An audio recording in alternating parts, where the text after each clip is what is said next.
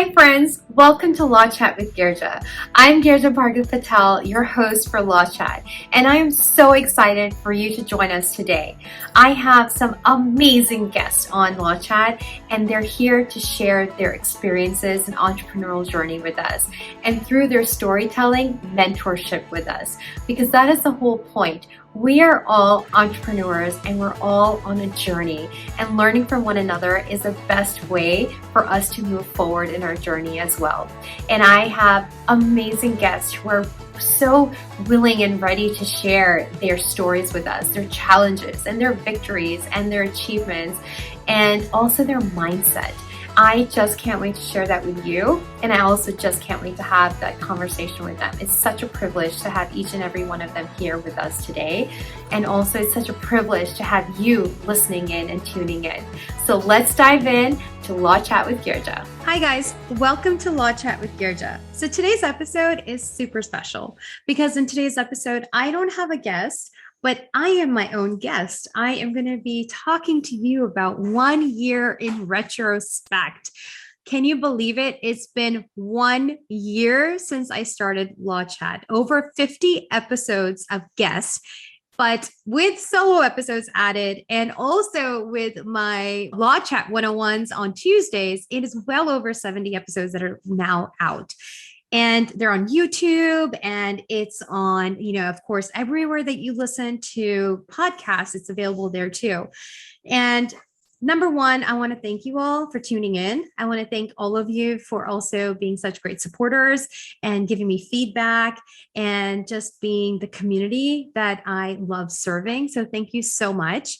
And also, if you haven't had the chance to subscribe or to leave a review, please do so, because that's what makes these podcasts alive and also live longer. And I really want to be here longer serving all of you. And so with that being said, I really wanted to talk to you in this episode about 1 year in retrospect, the things that I learned, the things that I have grown from, not just in my business, but also with the podcast. And, just kind of like sharing my takeaways from this year. So this all started with a dream. It started with a dream way before 2019 happened, 2020 happened. This started with a dream.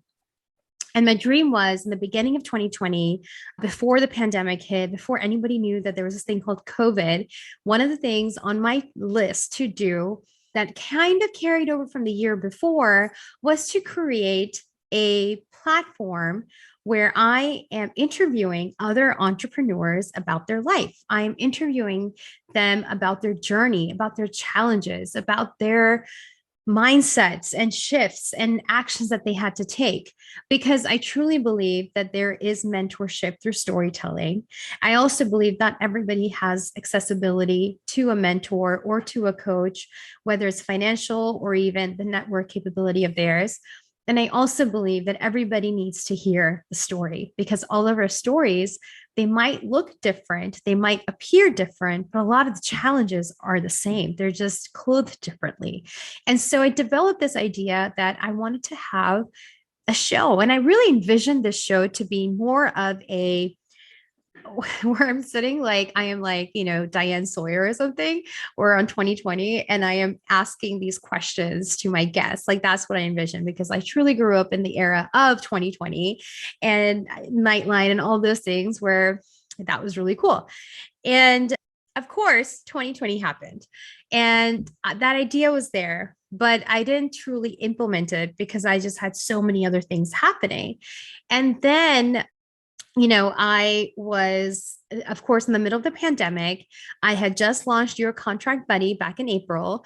And I was just like, man, so much going on. I need to cultivate, and I'm not cultivating. And so over the summer, I was trying to cultivate Your Contract Buddy, but in my heart, I still wanted to start something. And when my coach, Lonnie Jackson, who is an amazing coach, she was like, listen, you need to just start your podcast. What are you waiting for? The timing was right. I had time also. And so she's like, just do it. You can do it. Just do it. Take that first step. And I know I give that advice to everybody. Take that first step. Take it. You just need to take it. But when it comes to actual implementation and when it comes to actually sometimes following it, it might take a little bit more than just okay, I'm going to take that next step, but you're like thinking through the process. You're also thinking through logistics. But I'm the kind of person who truly gets into the plane, jumps off, and then figures out how to use my parachute otherwise, or how to build a parachute type of thing. I am definitely not the person that really sits and contemplates too much. If I truly believe in something, I literally jump into it, and caution is thrown into the wind at that time. But I was cautious though, because I didn't know. There was already so much on the plate. And with the COVID and pandemic and everything, and I didn't know what to do. But she was like, just take the first step. So my number one learning or tip or takeaway from starting my own podcast and also my businesses is that you have to take the first step. The first step is sometimes the hardest step, but the first step is what gives you more courage. It gives you more determination. It gives you ability to trust in yourself and to trust in the system also. And it gives you encouragement that you can achieve your dream because you've taken that first step. We can think all day long. We can write down our schedules all day long. But if we don't have action backing up our journals, we don't have action backing up our plan of actions, we don't have action backing up our goals, they're just writing. And we need to have action. And so that first step, while it might be difficult, that first step is essential. Now, how big or small that step is, it just doesn't matter. Now, does it? What really matters is that you've taken that first step, whether that is calling a friend and saying, hey, listen, I have this product or service. Do you know other people that might need it? Or do you need it? Or whether it's setting up a website, or whether it's setting up a graphic for marketing for yourself, whether that's setting up an Instagram account where you're now going to start selling something, or whether that is just talking to people about it and saying, I do this. I do this. I know that's scary. I know that's scary because I've done it. And I'm like, what am I saying? Do I do this? Oh my gosh, really? I do this? But yeah, you do. Of course you do. It's in your heart to do it. You just need to take that first step to do it. No one's going to do it for you. No one can live that dream for you. You have to be the person that lives your dream. You have to be the person that is chasing after your dream and taking actions towards your dream. Nobody else will do it for you, but you have to do it. And don't let things kick you in the butt to realize that you have to live your dream. Don't let that happen. Don't let time pass you by where you're thinking and thinking and thinking. And then you come to a point where you're just like, oh gosh, what happened? No, if that's in your heart, if that's in your mind, you need to do it. Take that first step. Whether that's writing a business plan, whatever that first step is, you need to do it. Progress over perfection.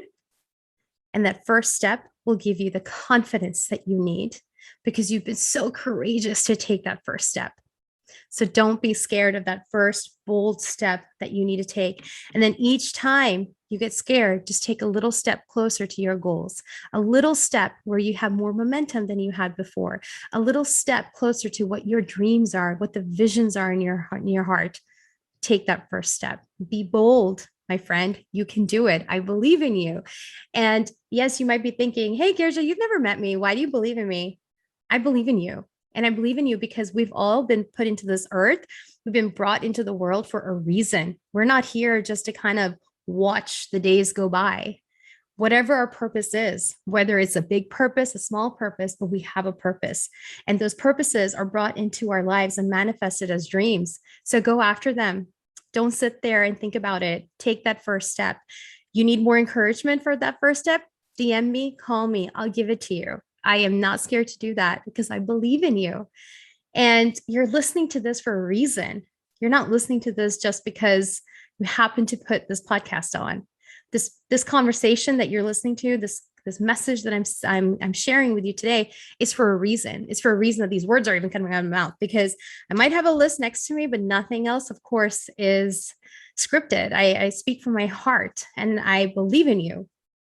So doubts happen. And the way to come over doubts is to take action. Doubt is a creeper. It's the most annoying creeper that just kind of pops up out of nowhere all of a sudden and tries to take over your life. But doubt is absolutely just a creeper, kind of hanging out. But the bigger you become, the bolder you become, the smaller the doubt becomes and it goes away. It might come back again, but you know how to handle it next time. You are far more confident to handle that doubt next time.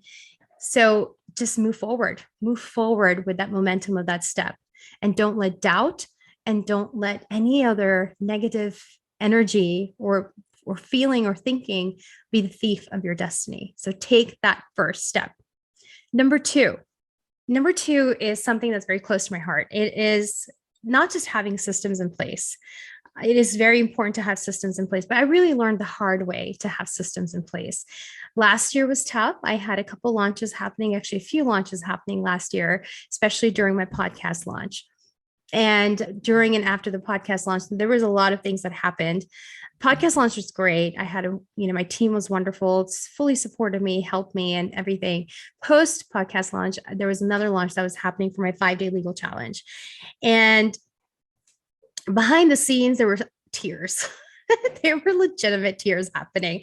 I'm like, I'm a grown woman and I am tearing up right now. But the reason is because I didn't have my systems in place. The reason is I didn't know what I was doing. And the reason is I had no grip on my business. I had no grip on what that particular product that I'm putting out there. I had no grip on it. I created the product. The content is mine. Thoughts are mine. The ideas are mine. But everything else just fell through. And so when I say this, I say it with all the kindness of my heart because I love my team. I love my team members that have helped me in the past, that are no longer with me, and then the team members that are now with me today, because I am as good as they are and they're amazing. And so they make me look amazing also. But with that being said, I think it's very important that you become dependent on the position and the process, but not on the person. And how do we do that? We do that by creating standard operating procedures. We could do that by creating SOPs for our business. SOPs are essential. SOPs kind of tell you how to go from A to Z, all the steps in between, why that step is important, how it is used in your business, what the impact should be, how to achieve it, and what it looks like when it's completed, what it looks like when the job is done well. And SOPs are very important. And now I started implementing SOPs back after that one crazy moment that I had. I started implementing SOPs back then in 2020, late 2020 quarter, fourth quarter. And I sounded like this crazy person all the time, like, oh, SOPs. But truly, it becomes the Bible of your business. It becomes the how-to guide of your business. And of course, they're living documents. They change all the time. Technology changes. So your SOP should be changing as technology changes. Or, you don't use a certain service provider anymore. So go back in and change it so your SOPs reflect that. But SOPs are very important because that way you're not dependent on the person as much so you're dependent on the position and the process. Yes, people have great value in the business, what their skill sets are, and they're unique in what they bring. But life happens, dynamics change, and people need to move on, or things need to change, or they, get promoted, or they just change, things happen. And so when those things happen, you can't stop it from happening. But what you can do is mitigate the impact on your business if that were to happen. So the one way to mitigate that is to have your SOPs and process. And another thing, while you're doing your systems, and the procedures of your systems and the operating procedures of them, also have a working knowledge of your business. Have a working knowledge of your business. I know this might not be the popular opinion. I'm not saying you need to do everything in your business. I'm not saying that you need to get into the nitty gritties and start micromanaging and totally get out of your zone of genius. Absolutely not. That's not what I'm saying. And you'll know why, because later on, I'm going to talk about something else. But what I'm saying, though, is that know how your business is run. It's your business. It's your baby.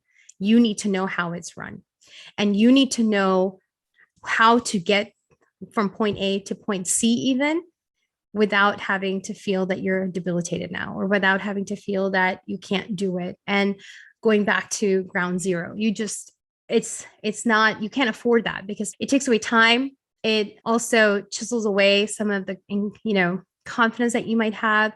So have a working knowledge of how things are happening in your business. What are some of the systems that you're using? And have a working knowledge of those systems. And if you don't, maybe take some training classes from your team members who do know how to use it.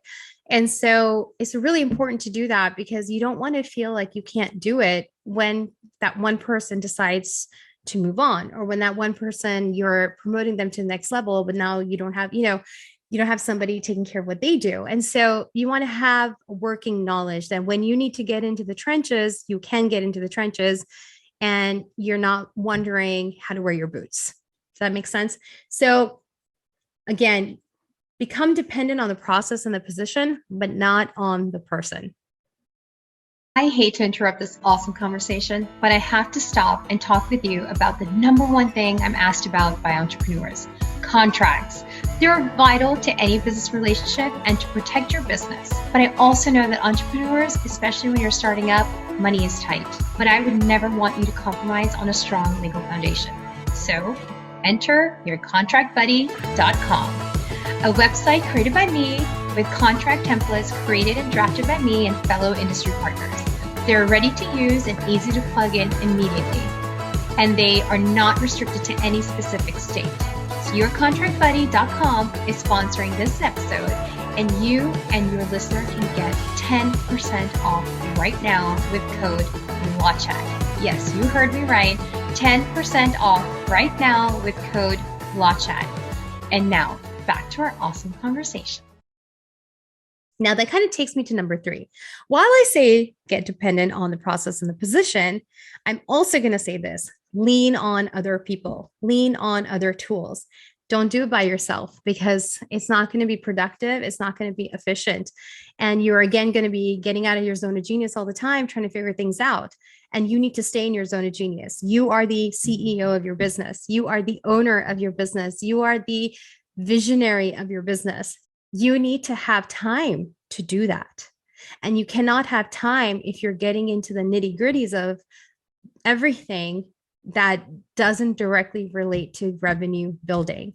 I learned this earlier this year from one of my mastermind members, and she said the most brilliant thing. And I'm like, why didn't I know this before? It was like one of those aha moments. And she said, I only spend my time on activities that are directly related to revenue building. Otherwise, I don't do it. I have a team member who does that for me. I have somebody that does that. And that I was blown away by that. I was like, oh, that is so clear cut. That's like, you're not even like thinking twice about that. That is clear cut. Revenue building, doing it. Not revenue building, who in my team can do this for me? Because honestly, if I get into the nitty gritties when I don't need to, I have a working knowledge of it. I can do it if I need to do it. But if I don't need to do it, and I'm getting into the nitty gritties, is taking away from other things that are revenue building, other things that allow me to be the CEO that I need to be of my companies. And one of those things is getting my client work done. One of those things is networking. One of those things is being the face of my business, being the visionary, planning, strategizing. That's huge. I love strategizing, but it takes time. And you need to carve out time to strategize, to be the visionary of your business, to know and see where you're going to grow.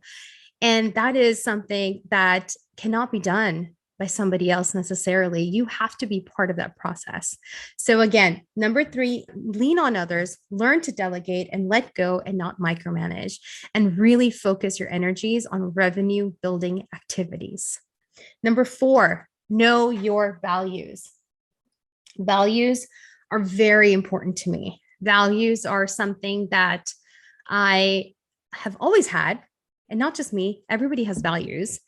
The difference is that a lot of times before me last year versus me this year, I got into this mastermind group that taught about values, how to create values, how to acknowledge your values, and how to know what values you have and how to integrate it into your business, how it shows up. And I'm going to be talking a little bit more about this later in September, because all of September, I'm going to be talking about values and things like that as well. But this was so important because it's aligning my business with my values. There are certain things that are non-negotiables in my life. And I didn't realize it until I really thought about it, until I really poured some time into it. And those non-negotiables, when they're triggered, my reactions are different as opposed to something that may be not a non-negotiable to me. And so the way I react and the way I show up in my business also is really dependent on my value system. And it's really nice when I can intentionally integrate my values into my business and how I market and how I hire and how I do work for my clients and how I speak to my clients and how I show up for my team members and how I am leaving an impact on others and my legacy that I'm leaving behind. So the values is very important because not only is it core to you, but it shows up in your business, whether you like it or not. And what's more beautiful than having a synergy among you and your clients and your team members and, your message on your website, everything, having a synergy from A to Z because you know your values and you are aligned with your values. So I'm going to be talking more about the values in another episode and to really figure out what your values are and how you can actually show up for those values in your business. But until then, start thinking about your values. What are some things that are important to you? Some of the things that are important to me is integrity. And integrity includes something of honesty, trustworthiness, commitment. Those are all things like doing what you say. Actions speak louder than your words type situation. That's very important to me. Family is very important to me. That's one of my core values also. I give leverage in so many different ways for family stuff, for community stuff, because that's important. That is a part of who I am. And that is what I stand for. So what is it that you stand for? What are the core values that are non-negotiables in your life? Write them down and see how you actually show up for them in your business and how they're integrated into your business also. Number 5 is abundant thinking. Abundant thinking is funny because my husband always makes fun of me about my abundant thinking. But abundant thinking is abundant in thinking and abundance in doing and giving also. And what I mean by that is that I don't want to think small. I want to think big. I want to think so big that not only am I getting blessed with my thinking and with what's coming my way, but my team is getting blessed. Everybody that I touch is getting blessed. Their impact is a positive energy. The impact is leaving them in a better place than they were when I first met them. That is the kind of abundant thinking that I want to have. Now, whether that is me in what I give and the value that I offer to everybody, or if that shows up in different ways, as in how I'm trying to create the corporate culture in my business, or how I'm showing up for my family and for my community. But I want to have abundance in my thinking and abundance in my giving and abundance in my doing. And that can show up in so many different ways. But abundance in my thinking also is directly connected with that I can do it. I can do it. If it's in my heart, I can do it. It's been placed in there by God and I'm going to do it. I'm going to be given the resources. I am equipped. I'm empowered. I can do it. The only thing that will hold me back is myself. And that is something that I truly believe in. You can call me optimistic or you can call me naive. I don't care. The point is that I believe in it. And I believe that I want to be doing things in such abundance that I can spread that abundance around and not just hold it tight to my heart, but spread it around to everybody that is connected to me or that just happens to pass by me. And so abundance in my thinking is very, very, very important to me. So it kind of goes into the corporate culture, employee appreciation. And just recently, I was very gently told by one of my team members that, hey, listen, I know you probably appreciate what I do, but I just need to hear it more. And that was such an awakening for me because I think I am abundant in my compliments and in my appreciation, but clearly I wasn't. Because if somebody's feeling it, then obviously I wasn't. And that was kind of like, okay, am I just in a season right now that is so stressful that I've zoned in so hard that I can't see anything else beyond it? And all I see is all I'm looking for is the critical things. And so I believe in criticism, but that is constructive. And I believe in critical thinking also. I believe in all that stuff because it's things that help you grow. But what I also believe that is that we need to give appreciation, and love languages are very important, things that I didn't know about until more recently when I read the books. And your employees your team members, everybody, they all have different love languages. And so it's really important to know what somebody needs to feel appreciated and what they need to make them feel like they're making an impact in your business in a positive way. And also in a way that they will want to do more, that they're invested in you and in your growth because they see that you appreciate what they're saying. They see that there's a space for them to give their opinions. I hope that I've created a space where people can, my team members, my family members can give their opinions without the fear of any type of retaliation because, hey, opinions are great and you should have diverse opinions on the table so you can really critically think through things. And I may have a way of doing something, but somebody else might have a 10 times better way of doing it. But I'll never know unless I give them space to have that conversation.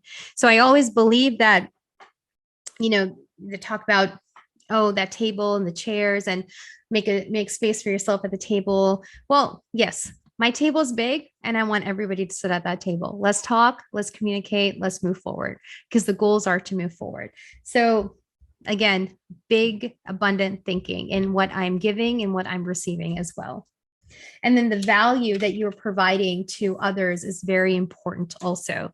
And so give. That was one of the first few lessons that I learned many, many years ago was, I think from Natalie Frank only, from The Rising Tide. And Honeybook, she was like, she'd come and I was listening to her at a conference that I'd gone to by Prepare Thrive blogging conference. And Natalie was one of the speakers. And she just said, one of the biggest things that if you don't take anything away from this conversation is this, just take this away. It's like give value. Just keep on giving value and give it in abundance and give it without holding back. And I held that close. I was like, you know what? That's good. That's good stuff because one of the pillars of my business is education. That is one of the pillars of my business. It's education and empowerment through that. And the way I can do that is by giving value in a way that doesn't cost anything, but that absolutely helps. And it absolutely is value that is actionable by the people who are receiving it. So with that, I'm going to go to number 6, anchor. I have asked every single guest on Law Chat, what is your anchor? And the reason I've asked that question is because everybody has an anchor. Every single entrepreneur that has come on the show has an anchor. And the anchor is something that holds you steady when everything else seems to go crazy. It holds you steady when things are just not going your way. It holds you steady when you feel like there's a tornado around you and there's just mad chaos. And the anchor is what gives you strength. It gives you the ability to hold your flag with steadfast. And it helps you to be encouraged. It helps you to be motivated. It helps you also to pick yourself up because things are not going to always go your way. Challenges are going to happen. And when those challenges happen, either you have the choice to stand tall, hold your ground and walk forward, or you have the chance to just fall and not get up. If we fall, that's fine, but we need to get up. If we have a problem, that's fine. Don't pitch a tent there, move forward. You can't pitch a tent somewhere. You have to have your strength, and your strength comes in your anchor. I have had guests who call their anchor God. I call my anchor God. I have had people call their anchor their family, which is great. My family's there too. One of my whys. What is your anchor? What is the thing that keeps you going? What is the thing that gives you that strength and holds you steady? And if you've not thought about it, think about it and then use it. Hold on to it tight and lean on it. Number 7, show yourself grace. We're going to make lots of mistakes, lots and lots of mistakes where you're like, oh gosh, did I really do that? Show yourself grace. Show yourself grace when your body is tired. Show yourself grace when your body is saying, I need to take rest. Show yourself grace when your family is calling out for you and you still have a lot of things to finish, but show yourself grace by not finishing it and going hanging out with them if you need to. Go with your intuition, go with your gut, go with your sixth sense, go with your prayers and show yourself grace where you need it. Show yourself grit when you need it too. Show that grit because the grit is very important. So grace and grit are one of my mottos, one of my things that I love. It's not just because I'm in the South, but I love it. I even have a cap that says, grit and grace. The reason is, but it's true. You are going to be committed. You're going to be consistent. You're going to be somebody that is, disciplined, where your grit comes, where you're holding steady, but you have to show grace to yourself because you're going to make mistakes and you're going to have days where you just don't feel like doing anything. And it's okay not to do anything. It's okay to press pause and take a breath. It's okay to press pause and move forward later. It's okay. I give you that permission. If you don't think you have that permission, you have that permission. And you can rewind back to some other episodes of mine where I am speaking to Lonnie Jackson about creating more hours in your day. And if you need more help on how to, figure out how to create a schedule that works for you, but that gives you grace and rest also, tune into that. It published back in August, just recently in 2021. If you're listening to this at a different date, but definitely go tune into Lonnie Jackson's episode because it truly, truly helps. And it also, gives a lot of good information on how to create your schedules. Now, number 9, kind of going with grace and grit, is showing up. Just show up. I show up to my Facebook groups and I show up to them. Nobody's listening. Nobody's tuning in. Nobody's catching that live, but I still show up. And I show up because I need to show commitment.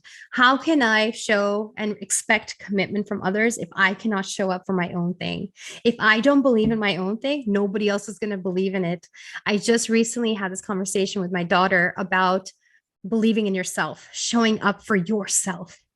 Because if you don't show up for yourself, then why will anybody else show up for you? If you don't believe in your dreams, why will somebody else believe in your dreams? How can you get somebody else to invest in your dreams if you cannot invest in your dreams? So show up. We show up through time. We show up by giving service of ours, by action items, by doing things. We show up with money also sometimes, but we show up. And showing up is very important. And so I've learned that consistency is key. I've also learned that when I don't feel like doing it, I still need to do it because I have to show up. If I don't show up, how will my team show up for me? If I don't show up, how will my community show up for me? And so I'm committed to that. I'm committed to the mission that I have, and I'm committed to showing up. Now, number 8 is networking. It is so important to network. Now, whether that networking is going to community events, whether that network is doing something online with different organizations that you're a part of, but networking is important. So different ways to network is either joining organizations or local meetups that you have for your industries, whether it's a creative industry or whether it's a very particular type of business industry that you're working in, or whether it is your profession, whatever industry it is. Join organizations, join network groups that are out there, and join the chambers, your local chambers. They're amazing. There's Chamber of Commerce, and then there's a women's chamber also. And those are really helpful, great for networking. There's a lot of different business groups out there that you can join as well. So networking is wonderful. Whether you're doing it in person, whether you're doing it virtually, networking is very important. You go, you meet people, but that's how you create real relationships. Don't walk in there just trying to sell yourself. Walk in there trying to learn about somebody else. When you want to genuinely learn about somebody else, they will want to genuinely learn about you also. And then you can network in a way with them that is more genuine, and it's built on another layer of friendship and another layer of acquaintanceship rather than just, hey, here's my card and this is what I do, so call me up. That's wonderful, but what's the connection that you made? So networking is very important, but how to network is also very important. Don't walk into these things thinking that what am I going to get? Be abundant in your thinking and give. And when you're doing that, people will remember you. I had a thing on how to network. I think it was a Law Chat 101. It was just some like tips on how to network. So go back, catch that episode also. And it's a quick 10-minute episode about how to network when you're going to conferences, but really can apply to anything because networking is important and connecting is important. And if anything I learned at the business school when I was there, it's about who you know. Who you know can get you a long way. So networking is super important. Now, number 10 is my final one, and it is have a coach. You need to hire a coach. I have the most wonderful coach, Lonnie Jackson. She's amazing. And I am so grateful for her presence in my life. I'm so grateful for her to push me and be my cheerleader. I'm so grateful for her perspectives also. She is a wonderful coach, but hiring a coach is very important, whether it's for a specific thing, executive coach, or whether it's a lifestyle coach, or whether it's any coach, anything that you need help in. Hire a coach. Alongside that, if there is moments where you're like, you know what, I think I just need to seek a therapist. I need to talk to a therapist. Go ahead and do that too. There's no shame in any of that. That is knowing your body, knowing your mind, knowing your spirit, and knowing what you need. And you need to be the best that you can be in order to show up for your business the best way possible as a CEO. So having a coach is super helpful, helps talk about things, helps talk about, for me, a lot of it is personal stuff. Also, it's not just business stuff. And then also it's business stuff, but then it goes into critical thinking and strategizing. And I love that. I love having a sounding board for that. And then therapist is also somebody that you can check out and talk about things that are holding you back, maybe things that are heavy on your heart, or helping you to navigate through your personal or other aspects of your life, but to help you to become the best CEO in your business, or the best of whatever roles that you are playing, and playing it in excellence. So don't be scared to reach out. I love my coach. I think it is one of the best things that happened to me. Now, whether you join a coach or join a mastermind group or join something that has coaching capabilities, do it. It's very important, and it's really a game changer.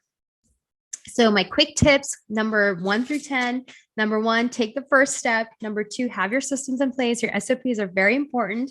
Number 3, do activities that are revenue building for you. You are CEO, a visionary. Don't get into the nitty gritty unless you have to. Number 4, know your values and align them with your business. Number 5, abundant thinking and abundant giving and abundant doing. Number 6, what's your anchor? Number 7, show yourself grace and grit. Number 8, join networking groups. Do networking. That's how you're going to be going to the next level. Also, indulge in areas that are where your clients are sitting.